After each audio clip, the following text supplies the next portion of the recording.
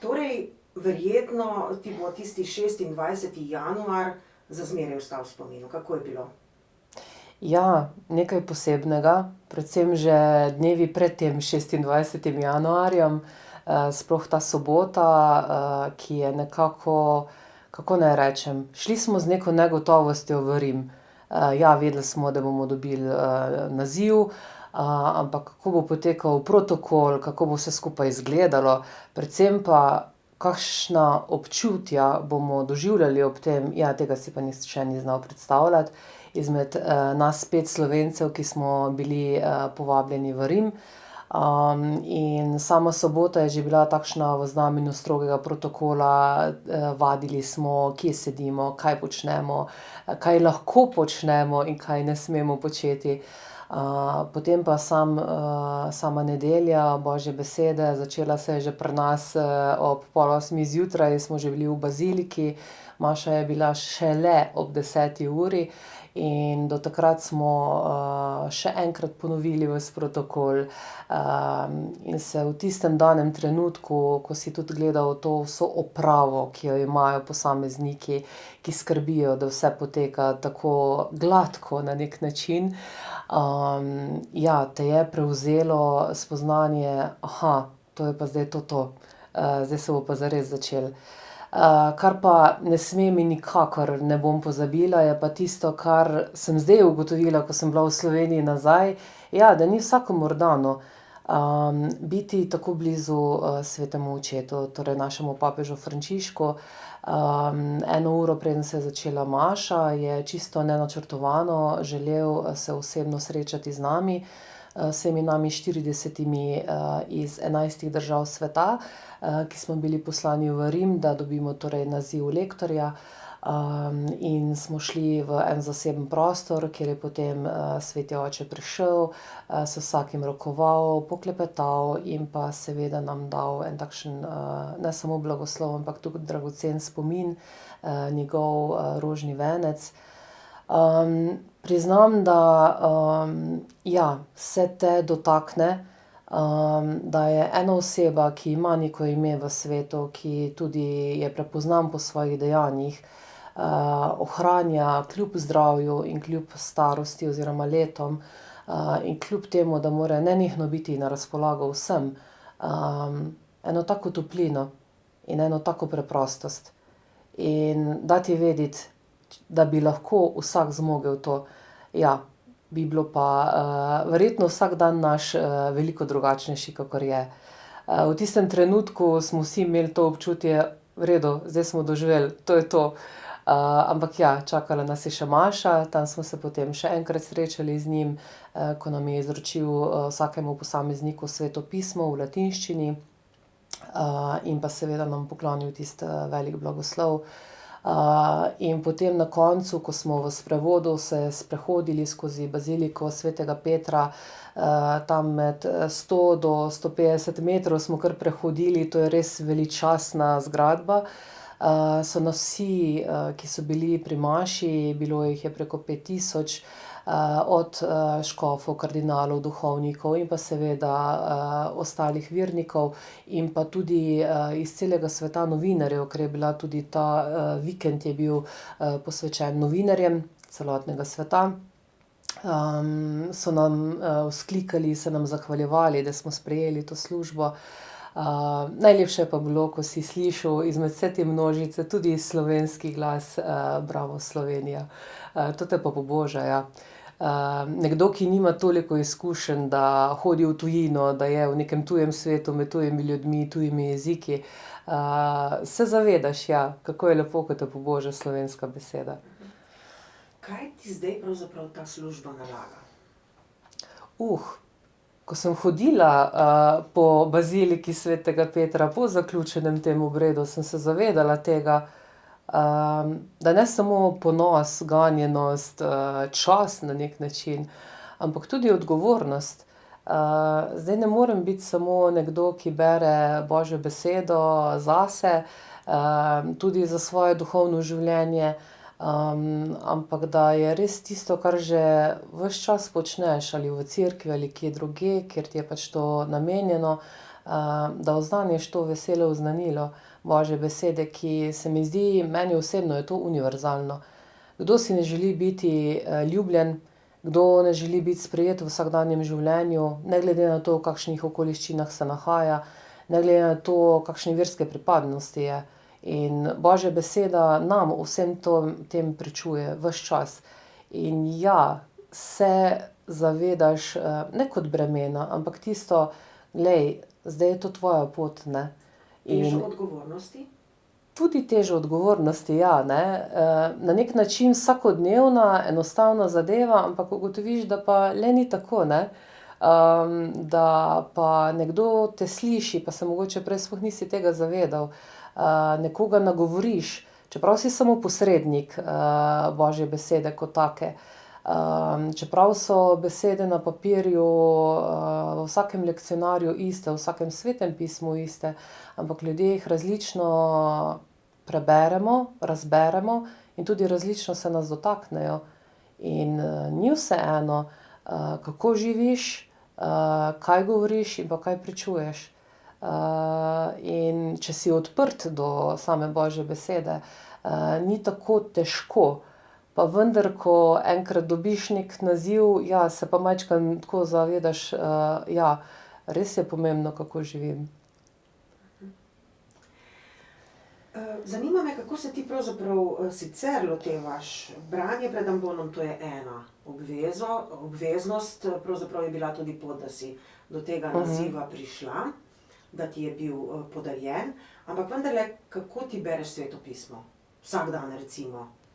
Ali pa kadarkoli se ga lotiš. Imaš kakšen sistem, kakšen poseben pristop? Odpreš na določeni strani, kjer se ti odpre ali kako? Ponavadi je tako, da Svetega pisma ne moremo brati tako kot knjige. Torej od začetka do konca. So ljudje, jih tudi poznam, ki so se tega lotili, torej sistematično od začetka do konca. Ampak jaz mislim, da je Božja beseda namenjena temu, da se nas dotakne. To pomeni, da ni nič narobe, če odpremo naključno Sveto pismo, preberemo na tisti strani, ki se nam odpre, in razmislimo, ne samo, prebral sem, super, kljukica, gremo naprej, ne. Ne, razmislimo, naš škof Maksimilijan nas tudi poziva, da molimo ob Svetem pismu, to pomeni, da resnično si dopustimo, da se nas Božja beseda dotakne. Zanimivo pri vsem skupaj je pa to, da lahko bi ves teden bral eno in isti odlomek ali pa eno in isto vrstico, pa bi vsak dan znova te ta vrstica drugače nagovorila. Zelo dobro oziroma zelo koristno za naše duhovno zdravje je tudi to, da preberemo že zjutraj kakšno vrstico iz Svetega pisma, lahko tudi iz aktualne, torej Božje besede, ki se bere tisti dan pri maši. In dopustimo, da nas preko celega dneva nekako tam iz globin nenehno in nehote nagovarja. In morda zjutraj razumeš tiste prebrane besede drugače, se te drugače dotaknejo kot pa zjutraj. Priznam, da sistematična nisem, to pomeni, da bi imela en sistem, točno ob tej uri vstanem, preberem, napišem kakšne izpiske in podobno. So pa ljudje, ki tudi na ta način berejo. Božjo besedo lahko tudi, jaz rečem, seciramo na same posamezne odstavke, na same besede kot take, to pomenimo, da prav študiramo Božjo besedo kot tako. Ampak najlepše je pa res takrat, ko ti dopustiš, da se te dotakne na način, ki ga ne moreš načrtovati. In zato tudi jaz rečem, Sveto pismo je resnično knjiga vseh knjig. Preživela je in bo preživela generacije, narode, prostor, kraje, kulture in pa tudi vere kot take. Ker je univerzalna, je pa dejstvo, da če jo beremo črko po črko, da, tako kot rečemo, nič ne vidimo med vrsticami, potem je res samo še ena izmed knjig. Kako drugačno bo zdaj tvoje branje pred ambonom? Če bo drugačno. Mislim, da pri ambonu je pa tako. Večkrat se mi zgodi, da ko berem, se me dejansko v tistem danem trenutku en del nepredstavljivo dotakne. In se mi zdi, da takrat zagotovo nekdo, ki je isto odprt v tistem danem trenutku za te besede, ki jih preberem, začuti, da je nekaj drugačnega. In to je tista veličina samega prebranega. Vedno je pa tako, da jaz pravim, da božje besede ne moreš prebrati tako kot eno poročilo. Tudi če beremo o poročilu o, ne vem, Jezusovem rojstvu, ampak enostavno more biti neka vsebina, ki pa jo dobiš z leti. Božja beseda raste v nas z leti, tako kot človek sam z leti zori, dozoreva. In tako je tudi z božjo besedo v nas samih. Predvsem pa še enkrat, ja, če nisi odprt do božje besede kot take, ja, so samo ene mrtve črke na papirju. Včasih rada primerjam to kot z igranjem glasbe. Ti si lahko tehnično izjemno izurjen v igranju not, v prebiranju not kot takih. Ampak če glasbenik ne da duše, samega sebe, to je tisto, ko je neopisljivo, ne da se opisati, potem se na žalost še takšna mojstrovina ne more dotakniti tudi poslušalca kot takega. Pa je lahko še toliko odprt in pripravljen na neko skladbo, če res glasbenik ne da tistega delčka sebe, tisto začimbo, ki jo kuhar da v neko jed, potem je to to. Če se za hip vrneva še nazaj v Vatikan 26. januarja, o čem sta klepetala s svetim očetom? Jaz sem bila čisto kratka, ker sem bila v šoku. Iskreno povedano. Govorila sva v angleškem jeziku, predvsem, tako kot sem rekla, doživiš ja, en tak oseben stik in en oseben šok, da tako velika oseba zna biti tako preprosta in tako topla. Predvsem pa ta nebesedna govorica, to občudujem pri papežu. Toliko napora, kot on mora vložiti v svoje poslanstvo, v svoje delo, pa vendar vedno zmore, ko pride v oseben stik s človekom, ne ko more nastopati, ampak ko pride v oseben stik s človekom, zmore tisto milino in blagost na svojem obrazu. In to mi je en tak velik vzgled.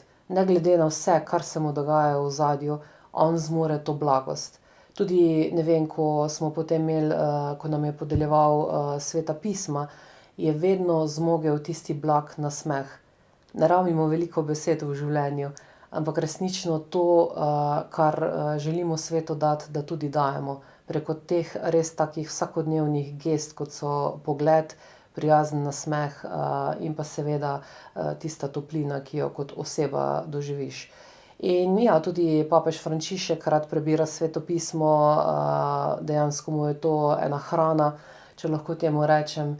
In je dober vzgled, kaj je dobro, s čim hranimo svojo dušo in pa svoje konec koncev tudi misli in pa telo kot tako.